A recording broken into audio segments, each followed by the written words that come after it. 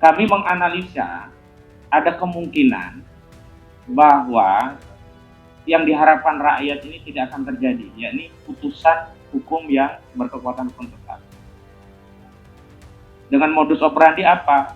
Kami khawatir ada intervensi kepada hakim-hakim, sehingga hakim tidak mau masuk ke pokok perkara, dan kemudian menghentikan kasus ini mungkin dalam eksepsi atau mungkin dengan putusan di proses permohonan pra peradilan, yang akhirnya kalau ini yang terjadi maka masalah ini akan menggantung dan akan menjadi beban sejarah seluruh rakyat Indonesia. Bismillahirrahmanirrahim. Terima kasih Pak Mulyadi. Assalamualaikum warahmatullahi wabarakatuh. Pertama perkenalkan kami dari tim advokasi anti kriminalisasi akademisi dan aktivis, yang sedianya juga bersama koordinator litigasi kami, Pak Petrus Celestinus, sarjana hukum. Beliau sedang perjalanan, nanti juga akan membersami kita semua. Dan selain dari tim advokasi juga ada dari aktivis Aliansi Rakyat Menggugat, dan juga ada dari Purnawirawan TNI. Dan bisa saya perkenalkan di sebelah ujung sana Pak Majen TNI Purnawirawan Sunarko. Saya dengan beliau terlibat banyak di aktivitas pembelaan publik, terutama yang terakhir di kasus PIK 2. Kemudian dari Aliansi Rakyat Menggugat ada ibu-ibu yang diketuai oleh Bu Wulandari, ada Bu Gita, ada Bu Desi, ada Bu Susi, dan yang lainnya dari Aliansi Rakyat Menggugat. Sementara dari tim kami sendiri, saya Ahmad Kozinuddin, dan sebelah kiri saya ada Bang Samsir Jalil, dan agar tidak kelewat sebelah sana ada Pak Yasin sarjana hukum juga tim ya, dan ada Pak Medi Juniarto tim juga sarjana hukum, kemudian ada Pak Azam Khan. Nah, beliau ini Pakistan. Iya. Jadi iya.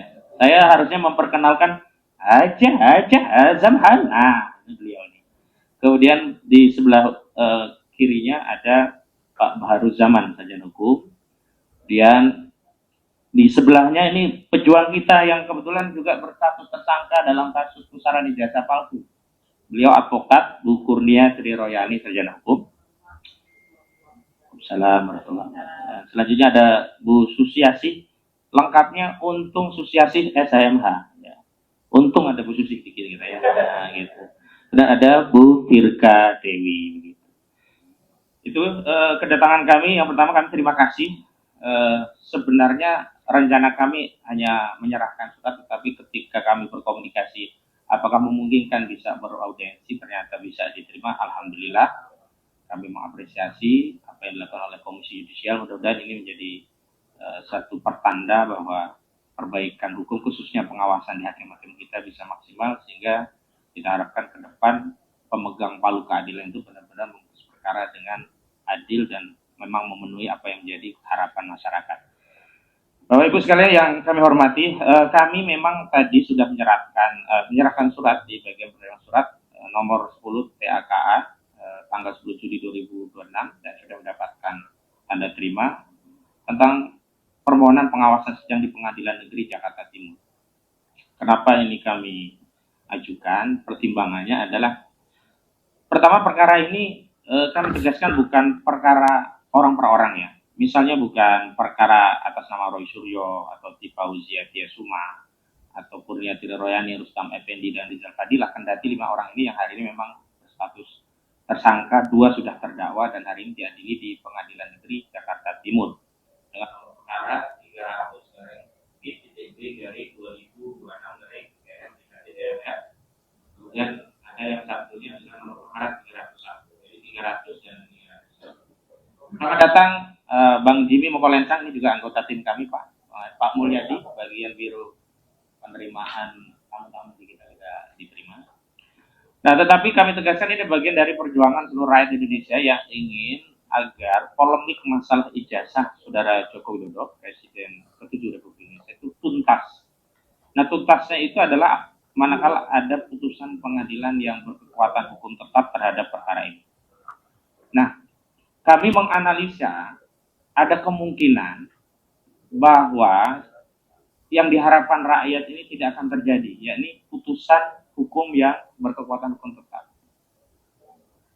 Dengan modus operandi apa?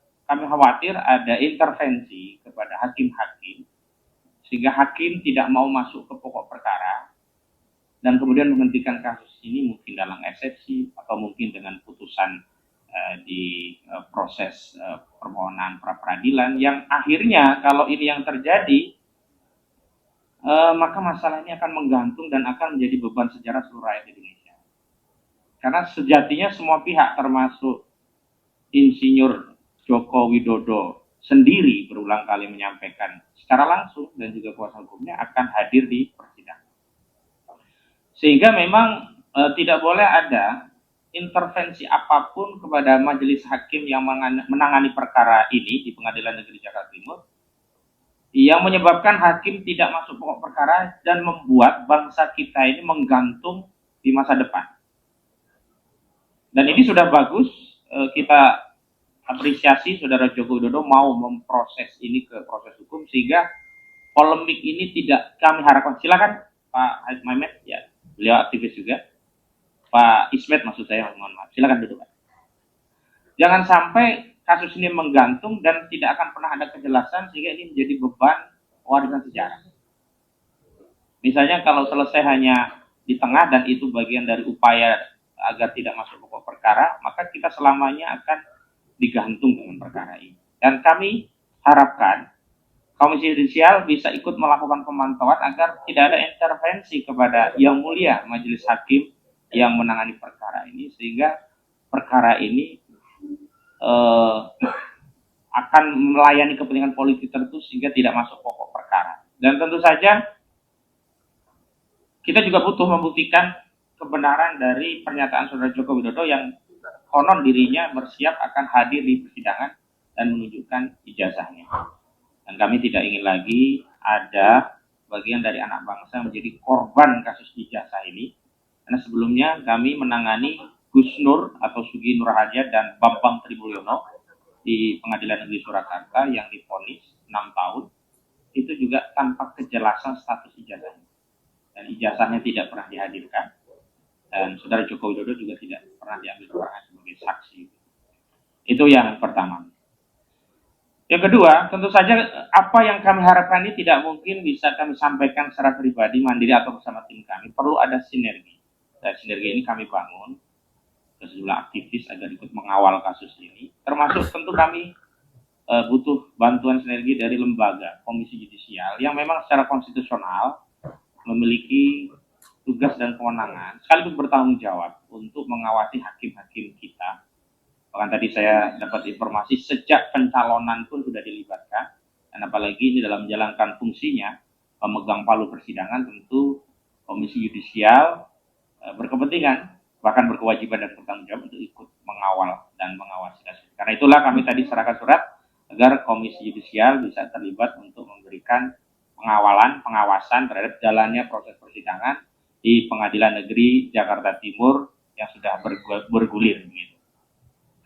Nah, yang ketiga, memang yang paling penting adalah kami tidak ingin kasus ini kemudian dijadikan semacam tunggangan politik pihak-pihak tertentu untuk mencari keuntungan pribadi atau kelompoknya, atau bahkan hanya mencari selamat diri sendiri dengan mengorbankan perjuangan rakyat yang selama ini mengawal kasus ini karena ingin jawaban yang tuntas. Sekali lagi, kami juga di tim advokasi anti kriminalisasi akademisi dan aktivis sejak pertama menangani kasus ini bukan karena motif membela pribadi atau orang tertentu, tapi membela kepentingan rakyat. Dan informasi Pak, perlu kami sampaikan, kami menangani perkara ini pro bono atau cuma-cuma. Jadi layanan hukum, bukan jasa hukum, sehingga sifatnya pro bono. Sehingga atas 3 pertimbangan itulah kami hadir, dan insya Allah ini Pak ada perwakilan kami yang lain nanti juga bisa menyampaikan paparannya kenapa ikut mengawal kasus ini, dan Pak Sunarko juga sudah lama terlibat, sehingga di ujung perjalanan kasus ini kami tidak ingin tiba-tiba kami kehilangan objek perkara dan tiba-tiba seolah-olah perkara ini selesai begitu saja, padahal yang harus dipastikan itu adalah Saudara Joko Widodo hadir dan menunjukkan ijazahnya, dan jika ijazahnya itu memang ternyata sama dengan apa yang selama ini sudah beredar di media, yakni selembar dokumen dengan tulisan UGM dengan nama Joko Widodo yang di situ ada foto pria berkumis tipis dengan kacamata tebal, telinga lebar, bibir tebal, yang masyarakat secara nalar logika sederhana sudah meyakini itu bukan foto Joko Widodo, dan itu menjadi bukti atau setidaknya hari ini indikator yang kuat bahwa ijazah itu palsu. Bahkan Rustam Effendi, kemudian Rizal Fadilah itu sudah membuat aduan baru di Barreskrim, bukan hanya mensinyalir ijazah itu palsu, bahkan mereka sudah sampai pada fakta ada pembuatnya, ada tempat membuatnya, ada eksekutornya, ada dalang di balik pembuatan ijazah itu yang hari ini memang akhirnya hanya diterima oleh Barreskrim sebagai tumas. Artinya kalau nanti yang sidang ini tidak di pokok perkara, maka akan berlarut-larut nanti di Barreskrim juga akan dikejar-kejar lagi. Kenapa? Karena memang belum ada jawaban tuntas kalau belum masuk pokok perkara sampai vonis yang inkrah bahwa status ijazah ini seperti apa. Memang kasus ini bukanlah terkait 263, 266 atau terkait pemalsuan dokumen, tetapi fokusnya adalah fitnah dan pencemaran 311, 310 KUHP yang dengan rejim KUHP yang baru, Undang-Undang Nomor 1 Tahun 2023, diadopsi dengan pasal 433 dan 434 KUHP. Tapi lagi-lagi objek masalahnya tetap ijazah. Jadi saudara Joko Widodo merasa direndah-rendahkan dan dihina sehina-hinanya karena ijazahnya disebut palsu. Karena itu dalam proses ini nanti akan ada pembuktian bahwa ijazah itu dibuktikan asli. Kalau tidak bisa dibuktikan ijazah itu asli, tidak ada fitnah, tidak ada pencemaran. Dan proses pembuktian itu sebenarnya kepentingannya bukan hanya bagi terdakwa yang hari ini bersidang, juga bukan hanya bagi Joko Widodo selaku pelapor, tapi bagi kita seluruh rakyat. Dan ini menjadi perhatian nasional. Kenapa? Ini melibatkan seluruh instrumen lembaga untuk menghasilkan kepemimpinan nasional dalam ini presiden. Bahkan kawan-kawan kami, Bu Dr. Leoni, Pak Lukas Warso, dan Bang Samsudin Alimsyah melalui Bon Jovi, itu sudah sampai mendapatkan salinan ijazah dari 3 otoritas. KPUD Surakarta, KPUD DKI Jakarta, dan KPU RI. Ya ternyata salinan ijazah itu juga memiliki ciri-ciri yang identik yang dipersoalkan oleh masyarakat. Jadi apa? Ini selembar dokumen dengan foto ijazah lelaki berkumis tipis, berbibir tebal dengan kacamata. Yang ini sudah banyak menyatakan tak lazim, bahkan aneh ada foto ijazah berkacamata. Saya kira itu pengantar dari saya, dan untuk selanjutnya sebelum ke tim lawyer yang lain, kita dahulukan Pak Sunarko ya sebagai sesepuh kita. Kepada Bapak Majen TNI Purnawirawan Sunarko, dipersilakan. Monggo Pak Narko. Assalamualaikum warahmatullahi wabarakatuh.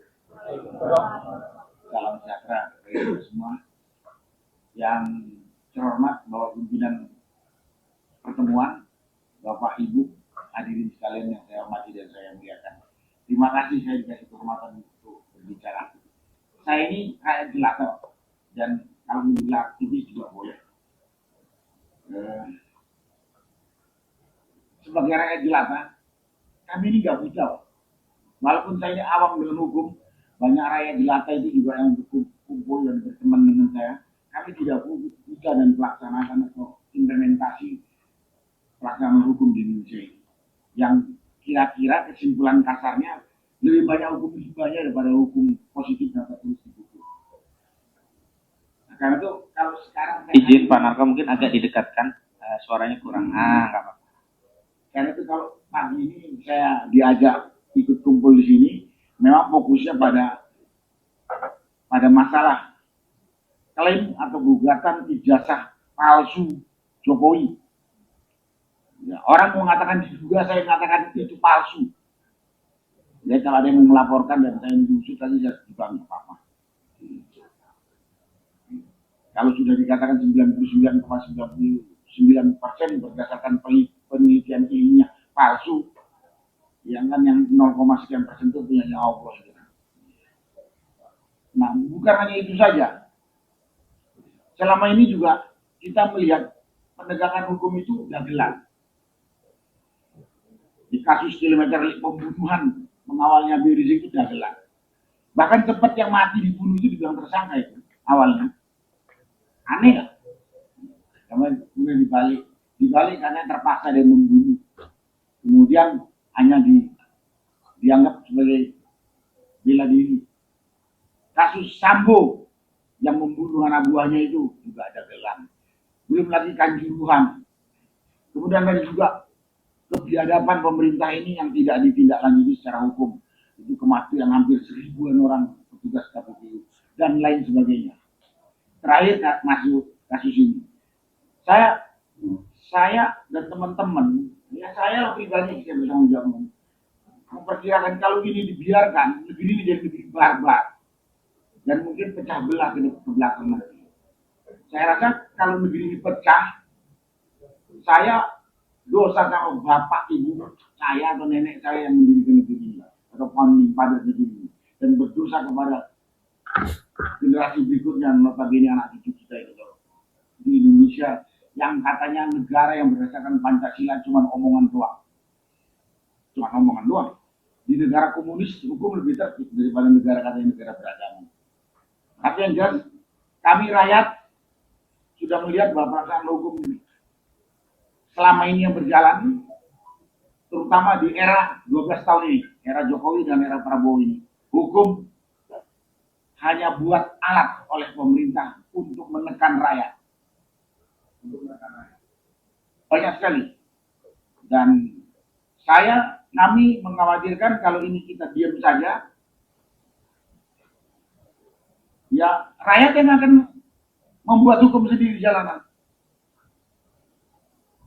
Rakyat akan membuat hukum sendiri di jalanan dan itu banyak. Dan itu banyak negara yang lalu terjadi. Dan biasanya dampaknya itu luar biasa, dampak kemunduran dan kehancuran ini. Ya, kita lihat aja revolusi Bolshevik dulu di Rusia, berapa juta yang mati. Revolusi komunisnya Zedong karena pemerintahnya yang korup dan sewenang-wenang dan lain-lain. Belum lagi yang terakhir ini di beberapa negara yang terjadi. Karena itu kalau di sini saya ikut dalam tim aktivis, ikut mendukung tim hukum yang menangani masalah ini. Kita minta ini bisa menghentikan pelaksanaan penegakan hukum yang amburadul, yang kacau balau yang selama ini berjalan. Itu satu. Kalau ini bisa tegak jalan, kita berharap ini bisa menghentikan pelaksanaan hukum amburadul yang sesuka-sukanya pemerintah atau penegak hukum. Saya katakan sesuka-sukanya. Kemudian kita juga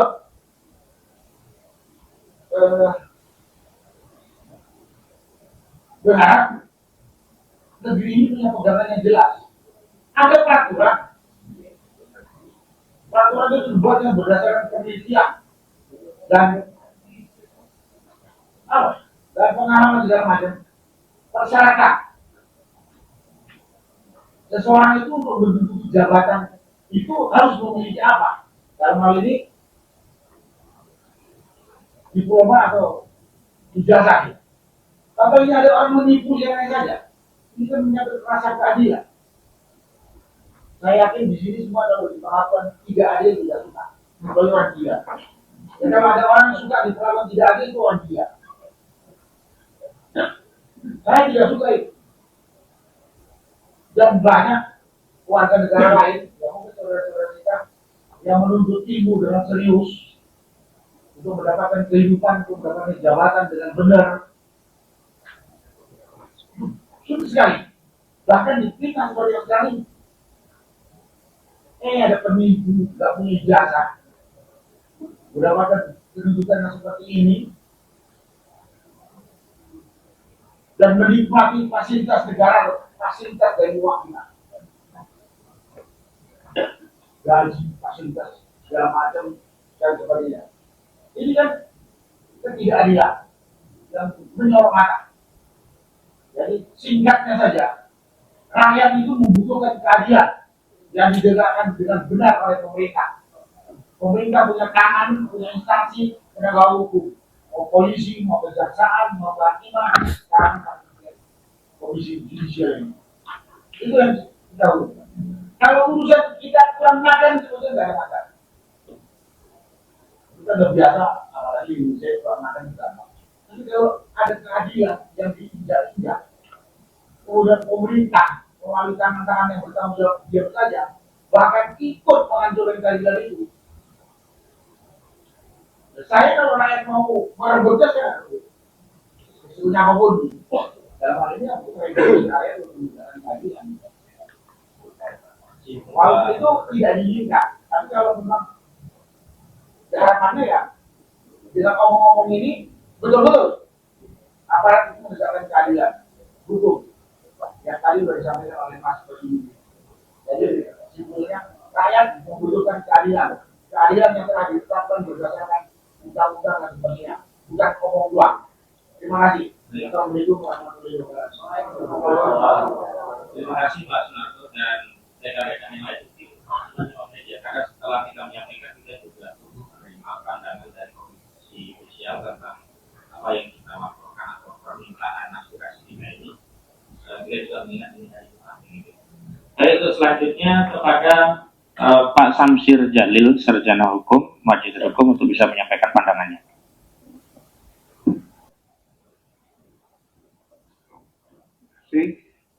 Yang saya hormati Pak Mulyadi, Pak Agus, Pak Sunarto, Bapak-bapak, Ibu-ibu sekalian. Assalamualaikum warahmatullahi wabarakatuh. Ya, pertama-tama seperti yang juga sudah disampaikan Bapak Ahmad Rosidin tadi, kami berterima kasih diterima di tempat ini. Dan tadi dikatakan di hari libur ya. Ya, mohon maaf untuk itu karena kami ini merasa hal ini sudah tidak kelihatan lagi mana hari kerja, mana hari libur. Jadi kadang-kadang untuk memperjuangkan, untuk menegakkan keadilan di negara ini saat ini, sudah tidak jelas lagi mana yang hari kerja, mana hari libur, mana siang, mana malam. Karena bagian dari teman-teman kami ini juga sudah ada yang hidupnya sudah tidak normal lagi sebagai manusia merdeka, sudah ada yang sudah dihukum tadi, seperti yang disampaikan Pak Ahmad Rosidin. Bapak-bapak dari Komisi Yudisial, seperti dalam Undang-Undang Dasar 1945, di pasal 1 bagian ketiga itu disebutkan kalau negara kita adalah negara hukum. Tentunya kita harus menegakkan hukum di sini. Kalau ada hal-hal yang dilakukan oleh seseorang yang melakukan kejahatan, pemalsuan, tentu orang itu yang dihukum, bukan orang lain. Nah, ini sudah kenyataannya pada saat tadi sudah disebutkan, sudah ada 2 orang yang sudah kena dihukum, yaitu Bambang Nur dan Babang Tri dan Gus. Tentu seperti tadi disampaikan Pak Ahmad Rosidin, saat ini sedang berlangsung sidang di Pengadilan Negeri Jakarta Timur. Itu sedang mendakwa saudara Dr. Tifa Ziasuma dan Dr. Lois Suryo. Mereka sudah selangkah lagi itu untuk mengikuti jejak dari Gus Nur dan Babang Tri. Untuk itu masalah yang jadi pokok perkara yang kita sungguh-sungguh datang ke sini adalah masalah dugaan ijazah palsu saudara Joko Widodo. Masalah ijazah palsu, dugaan ijazah palsu saudara Joko Widodo ini sudah sekian lama, Pak Mulyadi, Pak Agus. Jadi pada substansinya, pokoknya, ini masalah sangat penting bagi kita, nggak melihat yang sudah, tapi generasi ke depan yang mereka tidak, masih saat ini masih bertanya-tanya, apa benar seorang yang menduduki posisi presiden ijazahnya palsu? Itu pada saat ada sampai pada cucu-cucu saya, nggak usah sekolah susah. Kemudian nanti tinggal beli aja, bisa jadi presiden, bisa jadi apa. Hal ini harus kita selesaikan. Nah, untuk itu, Bapak-bapak sekalian, sudah bukan rahasia umum lagi bahwa dalam kehidupan berbangsa dan bernegara di negara ini. Itu proses yang terjadi dalam untuk mendapat jabatan, untuk mendapat keuntungan, untuk mendapat fasilitas. Itu semua adalah proses transaksional. Kita mau ada lagu malah mau jadi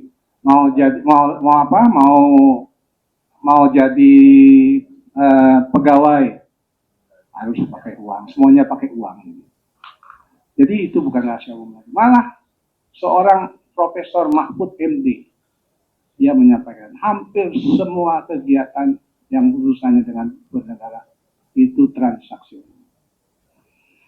Jadi untuk itu, karena saya dibatasi waktu juga sama Pak Ahmad Al-Junaidy, karena cuma juga saya yang bisikin tadi. Kalau proses untuk persidangan di Jakarta Timur ini, Bapak-bapak Komisi Yudisial yang mengawasi kinerja daripada para hakim. Sebenarnya saya mestinya sudah percayakan, tapi sedikit saya spill aja. Kami ini Pak, di pengacara ini, di proses pengacaraan ini pun kami sudah mulai disingkir-singkirkan Pak. Karena memang ya kami ini mungkin di mata mereka adalah orang-orang yang sangat memberatkan mereka untuk meloloskan keinginan mereka. Kami sudah baca itu, tapi tentunya tidak bisa saya sebutkan. Untuk itu, kegiatan usaha dari Bapak-bapak Komisi Yudisial ini, kalau biasa saja, saya pikir tidak akan dapat mengalahkan mereka, Pak. Ini harus usaha yang luar biasa, Pak. Karena memang proses hukum yang sedang terjadi sekarang adalah proses di Pengadilan Negeri Jakarta Timur. Itu pun banyak hal-hal yang memang menjadi perbincangan di masyarakat. Kenapa bisa begini? Dalam satu pokok aja Pak, dalam proses pengadilan. Kalau misalnya pra-peradilannya diterima, perkaranya selesai. Yang pokok adalah seperti tadi sampaikan Pak Hasan. Kita harus dapat menyelesaikan masalah, dan Pak Sunarko juga tadi, agar sudah cukup kita menghentikan orang-orang yang sudah menderita dalam perkara dugaan ijazah palsu. Tapi tentunya, seperti juga saudara Joko Widodo yang kemana-mana bilang, saya akan hadir di pengadilan nanti. Arah untuk tidak hadirnya itu pun sudah kelihatan. Jadi, 2 kali saya katakan, peran serta dari Komisi Yudisial untuk mengawasi para hakim ini dalam proses untuk membuka perkara ijazah palsu ini harus luar biasa. Dan tentunya kami juga himbau kepada masyarakat, kita kawal sama-sama agar betul-betul yang namanya proses penegakan hukum untuk pencapaian kepastian hukum, keadilan, dan kemanfaatan bagi masyarakat kita Indonesia. Sekian dari saya, terima kasih. Assalamualaikum warahmatullahi wabarakatuh. Terima kasih Pak Samsud Jalil, salah satu tim kuasa hukum dari tim advokasi. Kita bergantian dari aktivis. Kami persilakan Bu Menuk Wulandari dari Aliansi Rakyat Menggugat.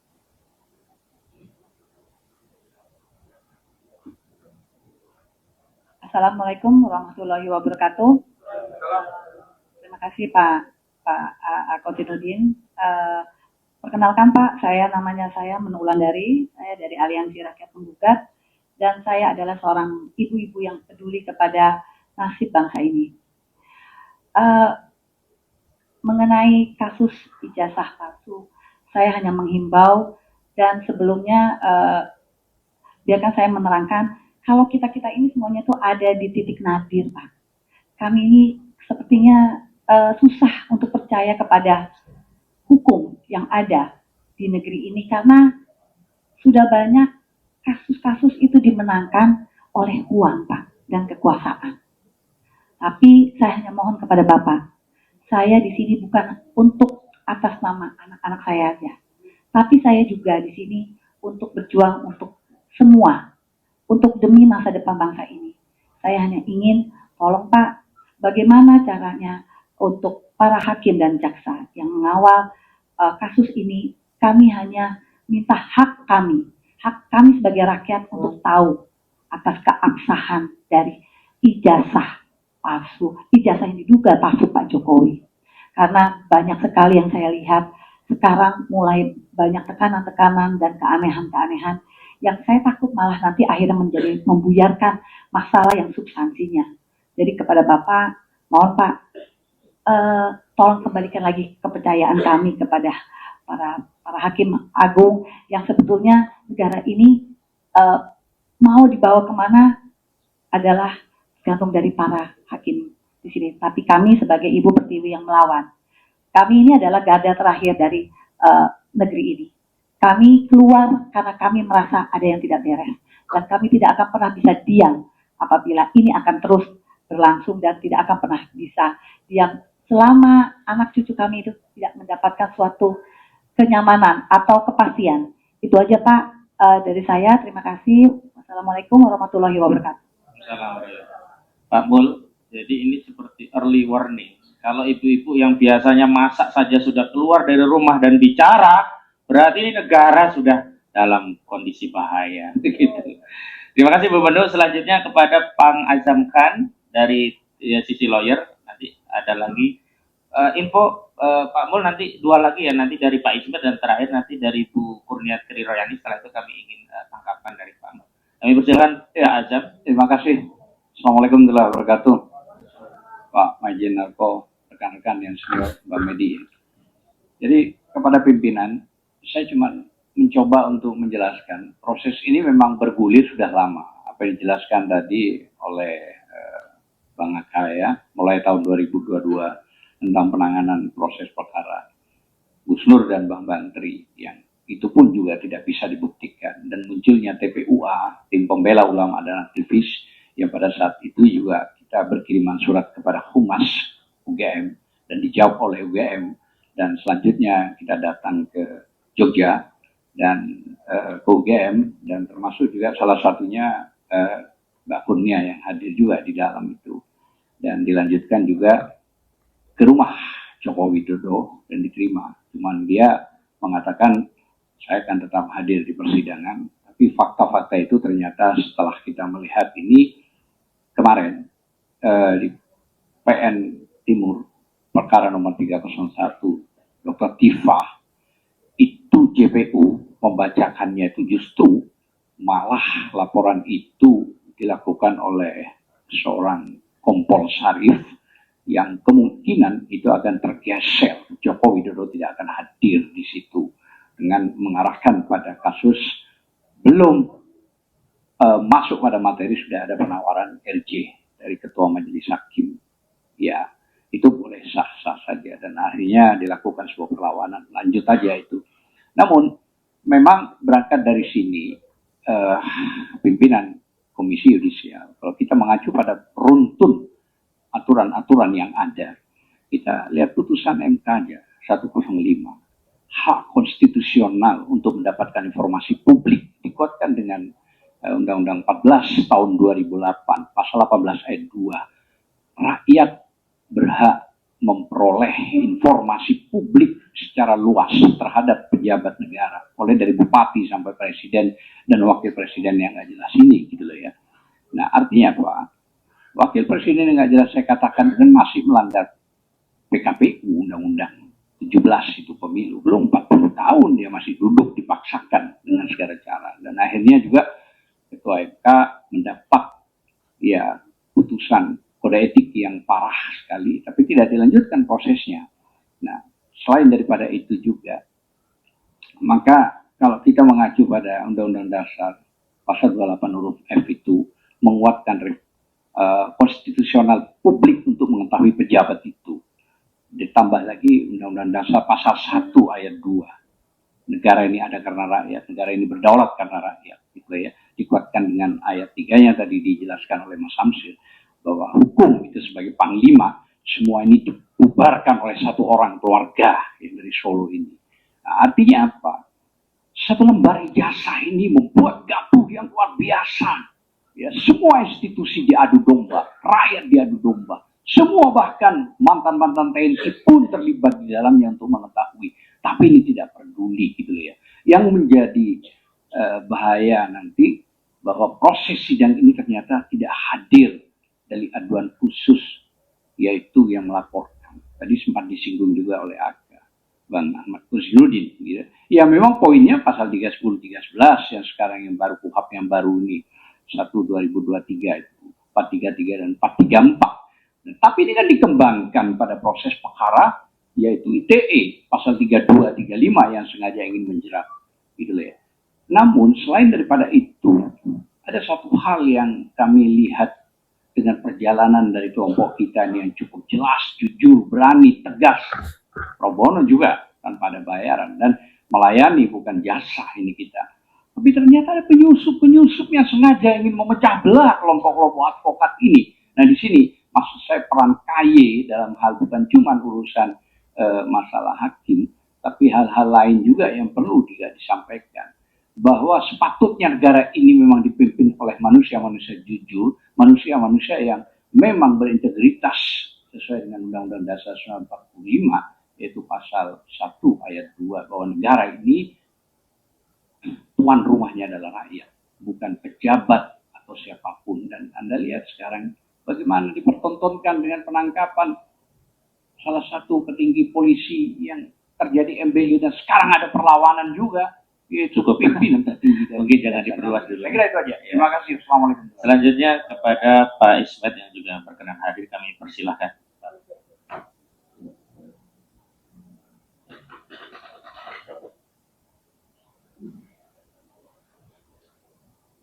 Dipecat dulu Pak Ismet. Nah. Bismillahirrahmanirrahim. Assalamualaikum warahmatullahi wabarakatuh. Alhamdulillah wassalatu wassalamu ala Rasulillah wa ala alihi wasallam. Yang saya hormatin Ustadz Khuzainuddin dan Bapak Pimpinan Komisi Indonesia pada kesempatan kali ini dan rekan-rekan semua. Saya pikir ini jadi hal yang menjadi catatan besar dalam sejarah Indonesia. Yang pertama, bahwa kasus keabsahan ijazah Jokowi ini sebagai mantan Presiden Indonesia bisa dibilang sebagai tragedi nasional. Ya, disebut seperti ini karena yang dipersoalkan adalah seorang mantan presiden. Yang kedua, objek masalahnya adalah sebuah ijazah yang menjadi dokumen penting dalam dunia pendidikan. Dan ini sebenarnya kan soal ijazah ini soal yang sangat sederhana gitu. Tetapi kenapa pada kasus ini Jokowi membuat ini menjadi berlarut-larut? Ya. Itu sangat sederhana itu, tinggal tunjukkan ijazahnya kalau memang itu ada. Sehingga tidak menjadikan anak bangsa ini bersiteru yang membuat energi yang harusnya bangsa ini semakin diperbaiki, semakin maju, tapi justru akhirnya menjadikan bangsa ini pada sebuah titik nadir ya, yang sangat menyedihkan. Jadi saya pikir ini harus dituntaskan oleh seluruh komponen bangsa ini bahwa betul tidak Jokowi memiliki ijazah tersebut. Ya. Dia memiliki ijazah asli saja dengan melakukan tindakan yang seperti ini, itu adalah sebuah kejahatan sebetulnya. Ya, menjadikan anak bangsa bisa terbelah seperti ini. Ya, dan ini menjadi contoh yang sangat buruk di dunia Indonesia maupun dunia internasional. Dan menjadi ejek-ejekan di dunia internasional. Nah, ini yang tidak kami inginkan, bahwa bangsa besar ini menjadi bangsa yang sesungguhnya religius, kok diperlakukan seperti oleh satu orang yang seharusnya bisa menjadi contoh yang baik. Demikian, terima kasih. Terima kasih Pak Ismet, dan terakhir Bu Kurnia Triroyani. Silakan Bu Kurnia. Bismillahirrahmanirrahim. Assalamualaikum warahmatullahi wabarakatuh, Bapak-Bapak komisioner dari Komisi Yudisial dan rekan-rekan sekalian, ketua kami PAKA yaitu Ustadz Ahmad Kusnudin dan rekan-rekan sekalian, juga tak lupa kepada ayahanda kami Bapak Jenderal Sunarko yang setia selalu mendampingi, dan emak-emak sekalian yang memang merupakan garda terdepan pada hari ini dalam perjuangan. Bapak komisioner yang saya hormati, Perkenalkan, saya Kurnia Tri Royani. Satu dari 3 TPUA yang tersisa ada di klaster 1 sebagai tersangka daripada laporan Saudara Joko Widodo terhadap pencemaran nama baik, fitnah, dan lain sebagainya yang ada di klaster 1. Klaster 2 hari ini sedang menuju ke peradilan, di mana yang pasti saat ini sedang berlaga itu adalah Ibu Tifauzia Tiasuma di bawah perkara nomor 300 PIT B 2026 PNJKT PST. Sedangkan untuk saudara Roy Suryo, di mana perkaranya adalah 301, itu belum disidangkan dikarenakan beliau masih berjibaku di Prapit. Dan ini konon kabarnya Prapit yang kedua. Bapak sekalian, kami datang kemari tentu saja bukan tanpa maksud. Sebagai orang yang langsung merasakan efek daripada status tersangka ini, saya ingin mengatakan bahwa pada hari ini mungkin tidak ada tempat yang paling tepat, salah satunya adalah mendatangi Komisi Yudisial. Dan kebetulan kami mendapatkan anugerah ya, bahwa Ketua Komisi Yudisial ini tidak lain adalah pejuang kami juga di masa lalu bersama-sama dengan kami. Mudah-mudahan ini menjadi jalan paling kuat serta makin tegas untuk bisa menegakkan kebenaran dan keadilan melalui pengawasan hakim, melalui pengawasan Komisi Yudisial terhadap perilaku, marwah, dan tentu saja martabat hakim. Kami mengatakan hal ini, mengapa? Karena ada adagium yang sangat terkenal. Quis custodiet ipsos custodes, yang artinya siapa yang mengawasi para pengawas. Hakim ini adalah pengawas moral, tapi mereka juga manusia, walaupun kita telah memberikan pangkat kepadanya sebagai wakil Tuhan di muka bumi. Fakta membuktikan banyak hal-hal terjadi penyelewengan dan ketidakadilan, yang akhirnya tidak mencapai daripada tujuan keadilan itu sendiri, yaitu keadilan berdasarkan ketuhanan yang Maha Esa. Kami ingin mengatakan bahwa ini perlu sekali diawasi, karena setelah seseorang berani mentersangkakan seseorang, maka sudah sewajibnya orang tersebut memperjuangkan keadilan itu dengan sebenar-benarnya. Nah, oleh karena itu kami sebagai orang yang paham hukum, kebetulan saya juga pengacara, saya ingin mengatakan, dan kawan-kawan saya yang lain adalah pelapor, dan ini harusnya dilindungi oleh Undang-Undang PSK, yaitu Undang-Undang pasal 10 ayat 1 dan 2 itu, dan ternyata tetap dilabrak juga. Sedangkan saya sebagai pengacara dilindungi Undang-Undang Advokat, Undang-Undang nomor 18 tahun 2003, ini mengharapkan adanya semacam benar-benar pengawasan melekat dari Komisi Yudisial. Ini setara dengan nemo judec in causa sua, yang artinya tidak seorang pun dapat menjadi hakim dalam perkaranya sendiri. Artinya bukan berarti kami tidak percaya, tetapi curiga boleh dong Pak. Ya kan, karena berdasarkan fakta yang ada, hakim-hakim kita masih tetap dan akan terus diawasi oleh Komisi Yudisial. Terakhir kami menyampaikan bahwa kekuasaan itu harus mengikuti keadilan dan bukan mendahulinya Pak. Faktanya negara ini kita memang berpancasila, tetapi semua adab-adab etika timur itu sudah banyak yang tidak lagi dilaksanakan dengan sebaik-baiknya. Ini yang saya harapkan sebagai seorang tersangka, karena ada indikasi bahwa keadilan itu takut tidak akan mencapai tujuannya. Kalau di hari-hari yang lalu mungkin boleh dikatakan Komisi Yudisial tidak terlalu rajin atau mungkin ada di situ, maka hari ini dengan kedatangan kami memohon dengan sangat, seperti yang saya katakan tadi, kebetulan ketuanya adalah pejuang, maka kami sangat berharap bahwa Komisi Yudisial pada hari ini akan bersungguh-sungguh untuk mengawasi. Karena perkara ini bukan saja mendapatkan perhatian daripada publik yang luas, nasional maupun internasional, tapi merupakan kepentingan seluruh bangsa Indonesia. Demikian, Assalamualaikum warahmatullahi wabarakatuh.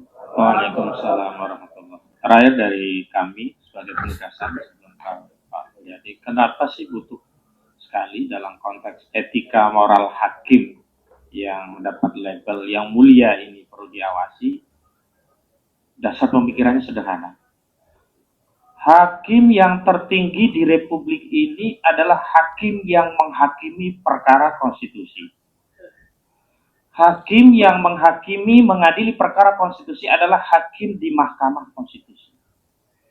Dan telah diketahui oleh publik, terbukti secara sah dan meyakinkan 9 hakim saja di Mahkamah Konstitusi melanggar etik untuk mengeluarkan putusan 90 yang menyebabkan Gibran Rakabuming Raka bisa lolos ikut Pilpres 2024 yang lalu.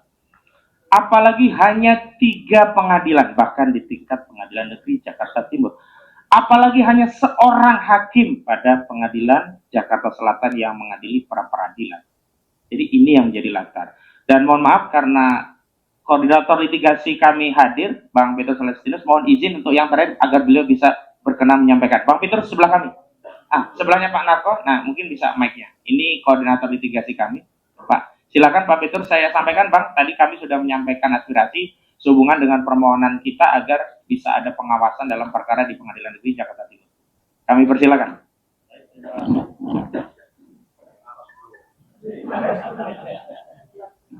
Terima kasih atas kesempatan ini, juga kepada pimpinan KPK, pimpinan Komisi Yudisial. Jadi kami dari tim advokasi anti kriminalisasi akademisi dan aktivis, kami punya kegelisahan, kecemasan, bahkan ketakutan juga, dan juga masyarakat pada umumnya, terutama para pencari keadilan. Hari-hari ini masyarakat ingin tahu apa yang akan terjadi dalam perkara di mana seorang mantan presiden, yaitu Jokowi, dalam posisi sebagai pencari keadilan. Dalam perkara dia mencari nama baiknya melalui kasus pencemaran nama baik dengan terdakwanya adalah Roy Suryo dan Dr. Diva.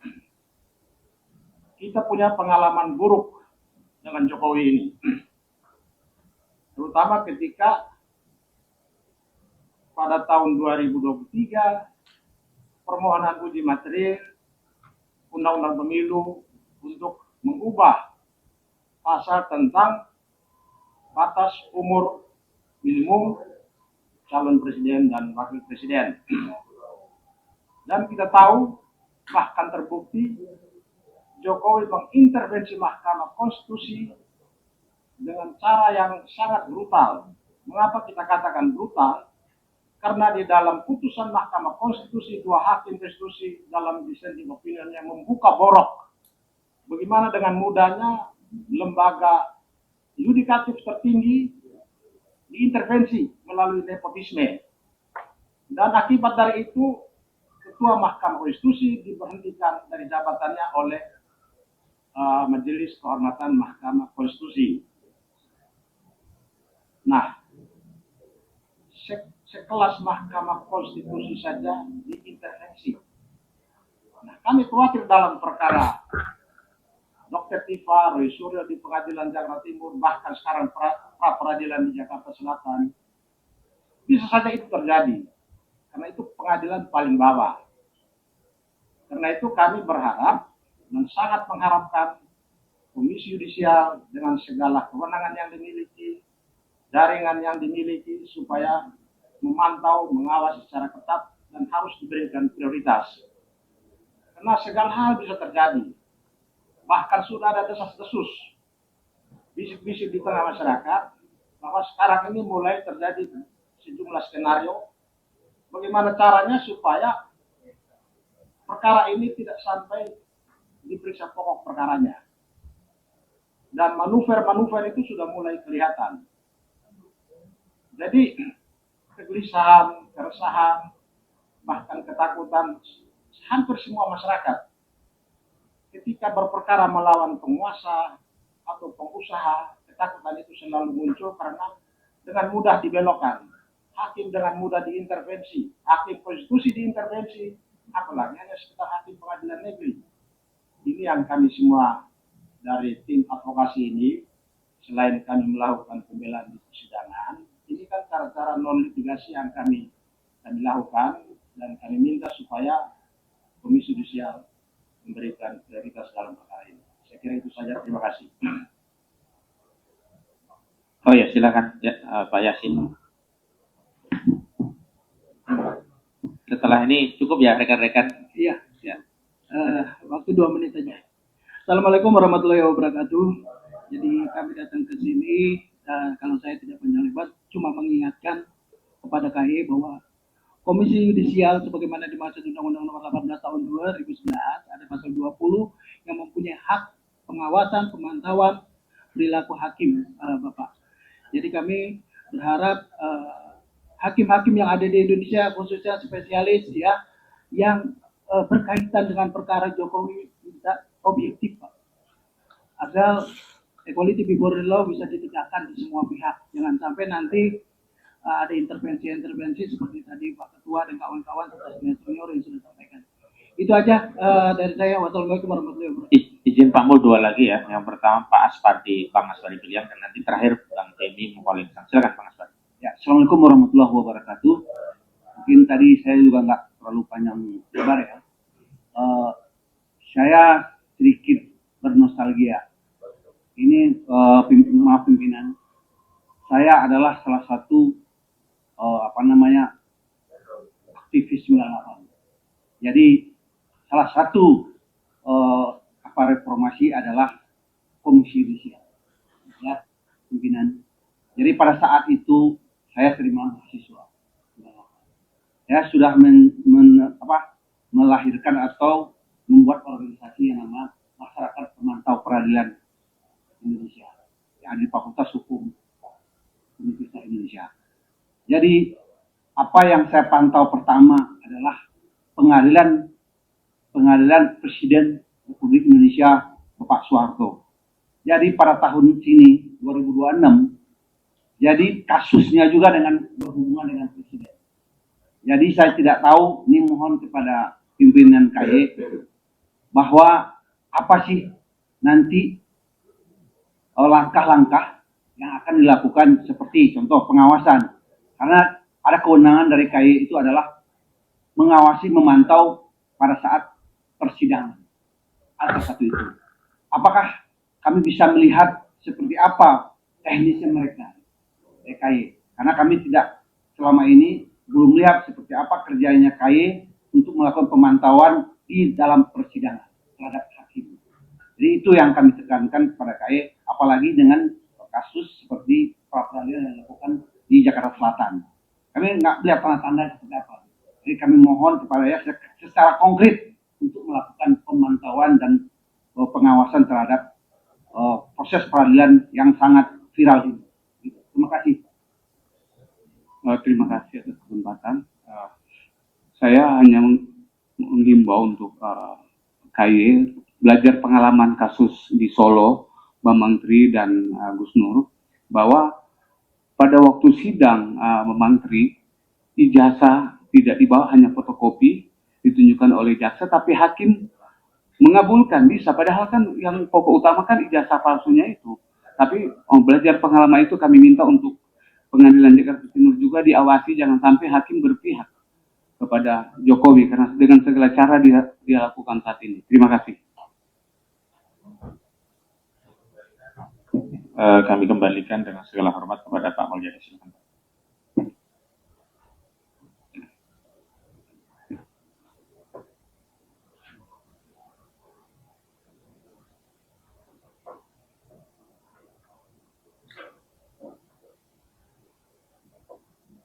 Utusan pimpinan kami telepon, beliau dari Mahkamah Agung, klarifikasi dan menuju ke sini.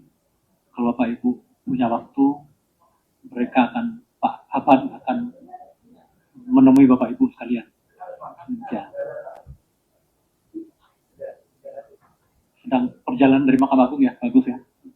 Ya, telepon.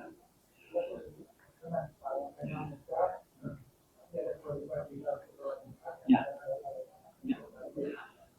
Baik, marilah kita mengucapkan puji syukur kehadirat Allah SWT. Alhamdulillahirrahmanirrahim. Kami dari Komisi Yudisial, saya Kepala Biro Pengawasan Perilaku Hakim, belum menjadi komisioner. Ya. Kami tadi sudah mendengarkan apa yang disampaikan oleh abang kami Ustadz Ahmad Khosinuddin, Bapak kami Pak Majen TNI Sunarko. Terima kasih Pak sini. Abang Azam Khan yang udah tidak asing lagi bagi kami di sini. Pak Samsir, ya terima kasih. Dari Ibu Nunuk Wulandari, ya, Ibu Menuk Wulandari dari Aliansir NU ya Ibu ya. Pak Ismet ya. Kurnia juga tadi menyampaikan, Pak Petrus Dalesinos, Pak Petrus ya, dan Pak Yasin terakhir ya. Abang kami Pak Jimmy juga tadi, dan abang kami yang dari UI, Bang siapa? Ojek Biliang, orang awak berarti Pak ya? Sama orang awak Bu. Ambo Caniago, di Tanjung. Nah.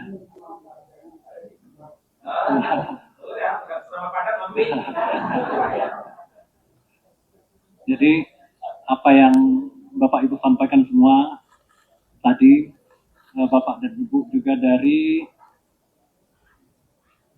tim advokasi kriminalisasi akademisi aktivis ya, TKA.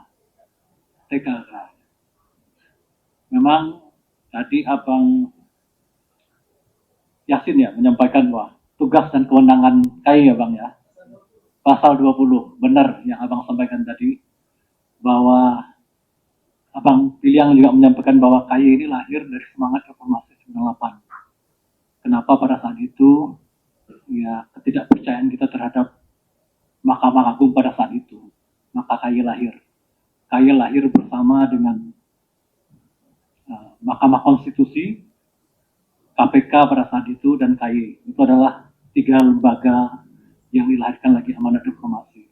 Jadi terima kasih kami ucapkan kepercayaan Bapak dan Ibu kepada Komisi Judisial dan datang ke sini. Kami tidak bosan-bosan menerima siapapun yang akan datang ke kami untuk melaporkan terkait dengan dugaan pelanggaran kode etik hakim. Jadi kewenangan kami di sini adalah dugaan pelanggaran kode etik Bapak Ibu hakim. Kalau terkait substansi, mungkin Bapak Ibu lawyer udah paham.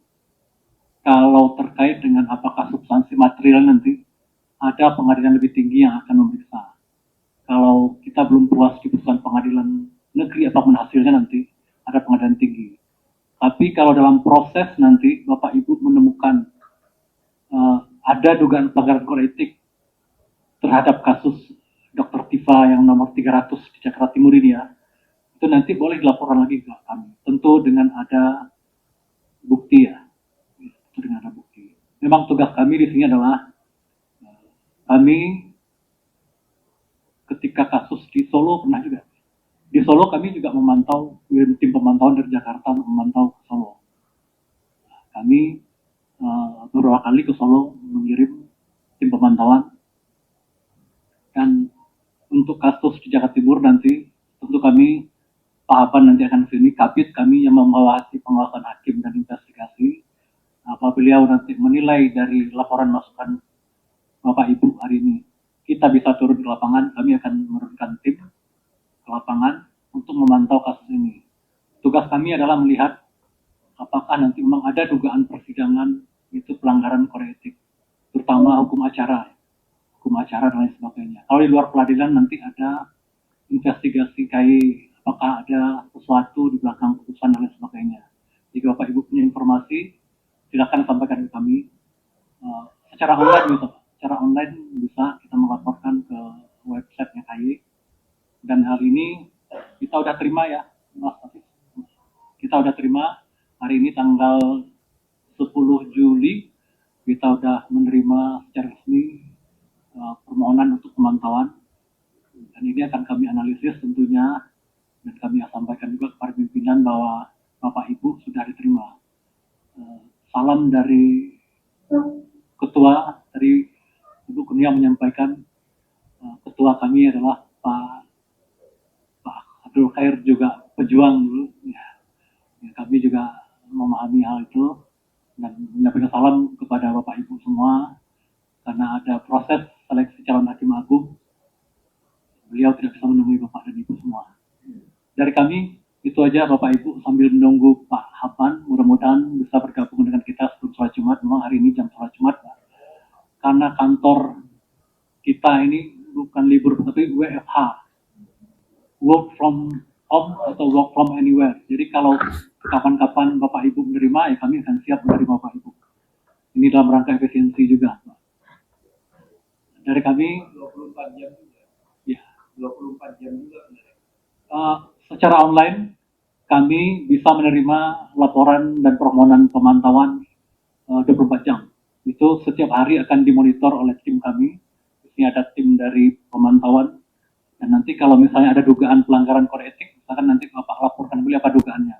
Tentu setelah persidangan ini selesai. Kalau seandainya sekarang, itu tetap kami proses pemantauan di peradilan. Dari kami, sekian. Terima kasih. Mari kita mengucapkan di hari yang berkah, masih di bulan Muharram ini, kita mengucapkan alhamdulillah. Assalamualaikum warahmatullahi wabarakatuh.